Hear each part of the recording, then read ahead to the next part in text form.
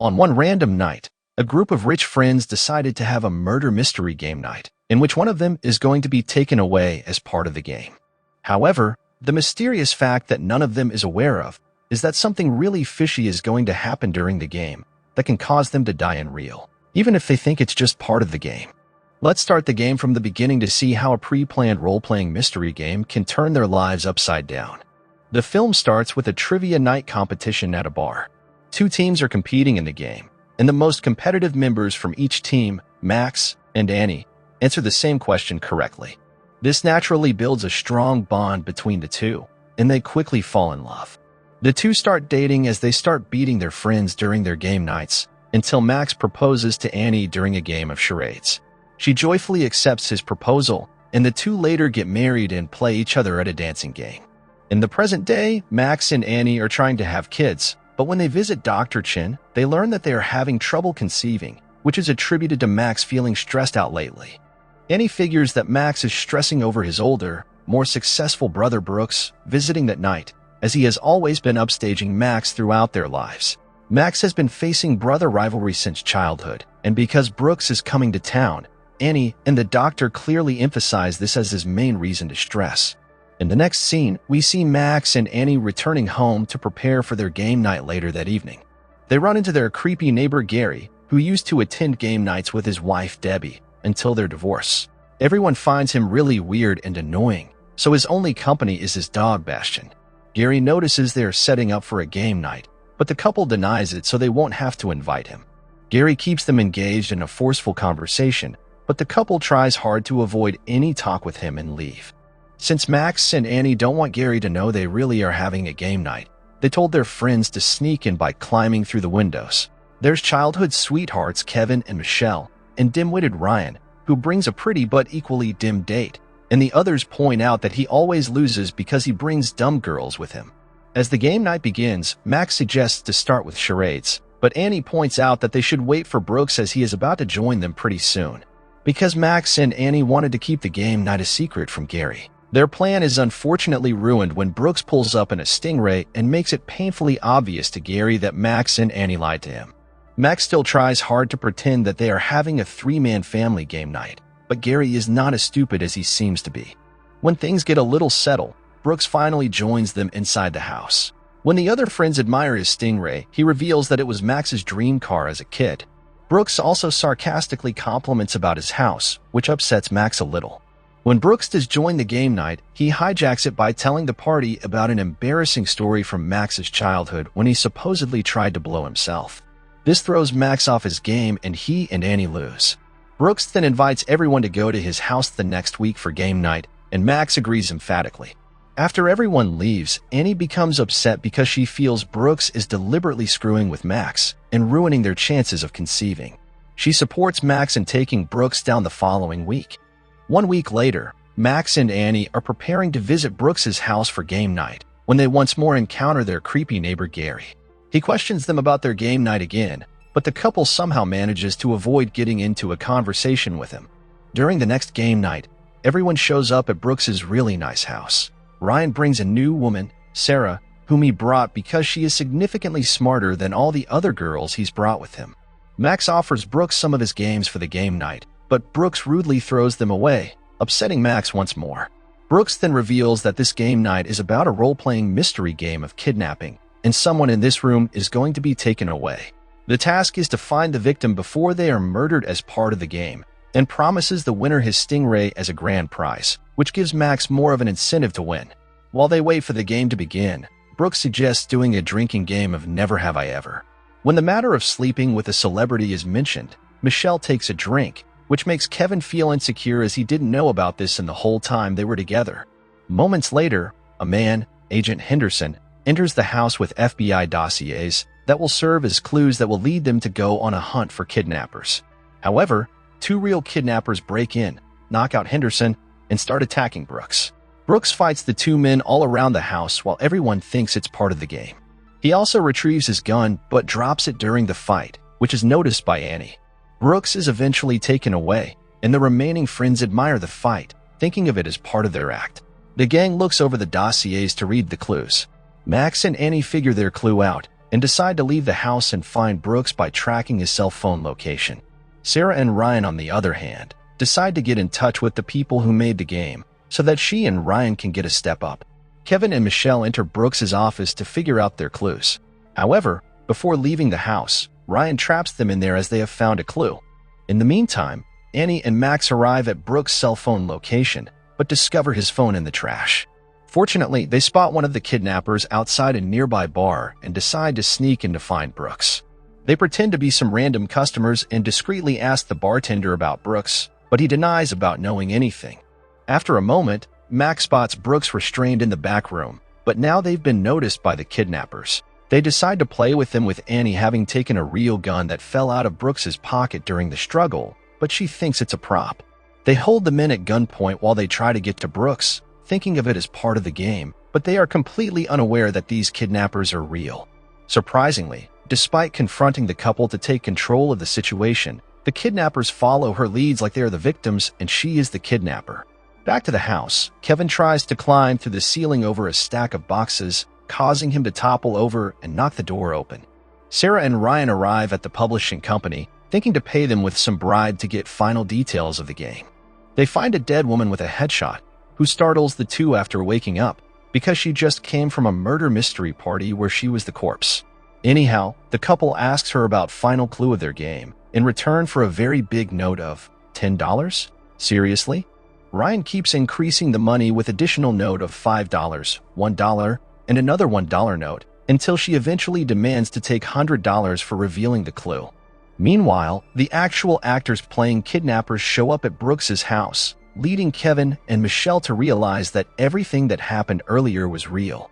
After finding Henderson brutally injured, they contact the woman in their publishing company while Ryan and Sarah are sitting in front of her, revealing to all of them that some real kidnapping has taken place. Annie and Max are the only two still unaware of the truth and messing with the kidnappers like a game. They eventually get to Brooks, only to discover that none of this is part of the game and that he is in real trouble with real bad guys.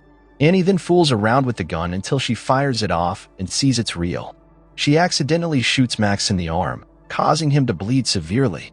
The bad guys start to break in, so Max and Annie grab Brooks and run out. Their car remotely arrives in front of them, giving them a chance to escape. As they drive away, Brooks admits that his success never came from working on Wall Street like he's always claimed, but rather because he's been smuggling stuff. And he stole a Fabergé egg from a criminal called the Bulgarian and sold it to someone named Marlon Freeman.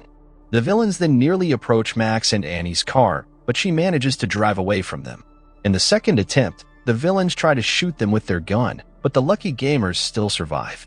Eventually, during the ensuing chase, Brooks jumps out of the car so that Max and Annie can get away, leading him to get taken again. Unfortunately, Max is losing blood because of the gunshot, so the couple decide to deal with his wound first. They stop to buy supplies so that Annie can take care of Max's gunshot wound. She reads some instructions on how to remove the bullet like a surgeon and confidently proceeds like it's a piece of cake. It leads to her cutting into his bone, the two of them gagging uncontrollably, and then ultimately realizing that the bullet exited Max's arm earlier. The group all get together back at Annie's house and devise different strategies to get that egg from Marlon Freeman, return it to the Bulgarian, and save Brooks. However, they need a police computer to gain access to the details about Marlon Freeman. So the group all go to Gary's house since he's a cop and would have a computer that has information on the aliases Brooks told Max. They pretend to have come to his house for a game night as he always wished, and are forced to play Jenga with Gary. Max leaves in the middle of the game for the bathroom, but instead goes to his office to use the computer. The office is full of memorabilia of Gary and Debbie when they were married. Max learns that Marlon Freeman is really a rich guy named Donald Anderton, while the Bulgarian has evaded capture. While Max is searching for the information, the others keep Gary busy in the game. Gary's dog then wanders into the room as Max's arm drips blood onto the carpet and then onto the dog. Max realizes this just before leaving the room and tries to clean it off with water, but only makes things worse. Nothing left to his chance, he leaves his office and rounds everyone up to leave. While the group drives off, the kidnappers call Max and warn him that they'll kill Brooks within less than an hour if they don't deliver the egg. The group arrives at Anderton's home to find the egg. Max decides to go alone, but the others are determined to help him as they were all part of the silly game in the first place. They luckily get a chance to go through the main gate and enter the house. Anderton is holding a fight club in the basement, which Ryan and Sarah watch while the others go look for the egg. During their search, after much badgering over the matter, Michelle finally admits to Kevin that the celebrity she apparently slept with was Denzel Washington. She recounts the story and even has a picture, until Kevin has to tell her that it wasn't Denzel, but a guy who looks a lot like him. Meanwhile, Max and Annie bring up the matter of having a kid, which seems like less of something Max wants, which Annie deduces is because he wishes he were more like Brooks. Ryan enjoys the fight club with full enthusiasm, but mistakenly spots the egg in a vault and goes to grab it while everyone watches the fight. Unfortunately, he is spotted, and he runs away with the egg.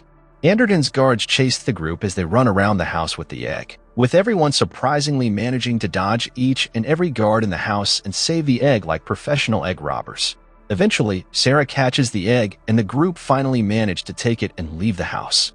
The group arrives at the bridge where they must meet the kidnappers, but Kevin hits the brakes too hard, and the egg goes flying and shatters against the dashboard. They notice that something was inside the egg, a list of people and witness protection. The group approaches the kidnappers with the paper, and the kidnappers force the group to get on the ground like Max and Annie did earlier with them in the bar. While they speak to their employer, Brooks apologizes to Max for how he treated him and for lying to him.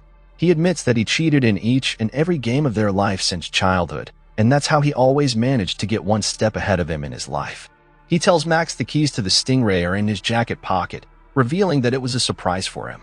The kidnappers then decide to execute the group until Gary arrives and shoots them in the crossfire. Gary figured that something suspicious was up with the group with how they acted all night. One of the kidnappers then wakes up and shoots Gary.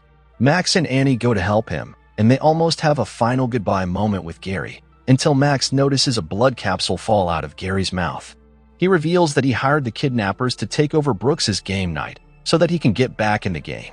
When the group reveals about the egg and hands him the WITSEC list, Gary says he wasn't in on that. Then, the Bulgarian appears with his bodyguard and shoots Gary for real. Max once more thinks it's probably part of his game, but soon realizes that he is the real Bulgarian. He tries to trade the list for their safety, but Brooks swallows the list, believing that he is still going to kill them all. The villains take Brooks with him to their jet and leave the others alive because they've done nothing wrong apparently. Max and Annie decide to run to Brooks's house to take the Stingray and drive to the jet. As the jet is preparing to fly, Max and Annie arrive at the terminal and we see a noticeable scene like the airport terminal in GTA Vice City. Max manages to take out the front wheels and cause the jet to go down. The Bulgarian's guard goes after the couple and Annie tries to distract him while hiding behind a truck-mounted conveyor. She turns on the conveyor belt to hit the guard with the box, but the belt is so slow that the guard survives it. Annie then manages to knock him out with a fire extinguisher and Max goes to save Brooks. He enters the plane through the hatch, but the Bulgarian stabs him with his knife. Max fights the Bulgarian while Annie is held at gunpoint by the guard. In the fight, the turbines go on, causing the guard to get sucked in and get shredded. Annie then knocks out the Bulgarian with that fire extinguisher, and the two of them free Brooks eventually. Max then tells Annie that he wants to have kids, because he is no more willing to have Brooks's life since it turned out that Brooks was always a loser. Brooks then tries to play it off like this was also part of the game, but he's just kidding. 3 months later, the gang gathers at Brooks's house for game night since he is serving 3 years of house arrest. He says it's not all bad since he sold the WITSEC list on the black market for $3 million and also tipped off the people on that list for $20,000 a pop. The group even has Gary rejoin them, who is surprisingly alive, but he still sucks at the games. They play Pictionary, and Annie uses it to announce to Max that she is pregnant. The two of them embrace while their friends congratulate them. We then pan outside to see 2 guys masked with guns, preparing to go into the house. During the credits, we see a detailed look at how Gary planned to hijack Brooks's game night, and the credits end with creepy Gary smiling with his dog. After the credits, we see the man that Michelle mistook for Denzel meeting a new woman, Debbie, and they both smile like weirdos.